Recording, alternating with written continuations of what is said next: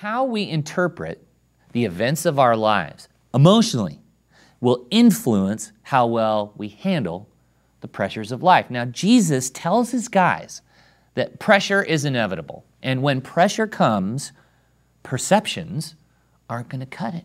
He told his guys that there are handles to grab and rotate when you get thrown into the storms of life that will keep you emotionally safe and bring you righteously to the other side of your situation.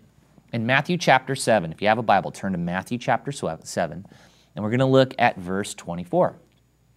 And that's where Jesus says to his guys, when they're going through a season, and he wants them to stand firm, he says this, "Every man who hears these words of mine and puts them into practice," Jesus says, "is like a wise man who built his house upon the rock." Okay, it's a picture of stability. Okay, the rain came down, the streams rose, the winds blow, and beat against that house. Yet it did not fall because it had its foundation on the rock. Okay, translation. When the emotions are swirling and circumstances are swirling and perceptions are tossing you around, reach for the truth. It's that simple. Any man who hears these words of mine and puts them into practice is like a wise man who built his house on a rock. When you're getting tossed around and you don't know what to grab for, you gotta grab on firmly to the truth.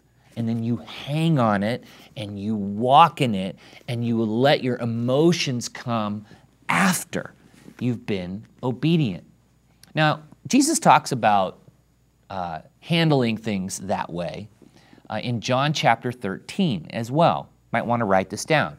John 13:17. He says it another way. He says, "Now that you know these things, you will be blessed if you do them." Okay, see the connection between knowledge and action. And Jesus is saying, in other words, based on what God says to do, I act my way first into feelings versus feel my way into actions. That passage in John 13 says, know what's true and right, do what's true and right, and then the blessing comes next. Okay, my feelings will change after I've been obedient. So I do what I know God wants me to do.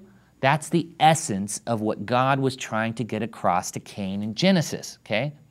First is the know. God's man must know the truth of what God says about him and his circumstance. Real simple. Know the truth. What does God say? What does he say about my circumstances, okay?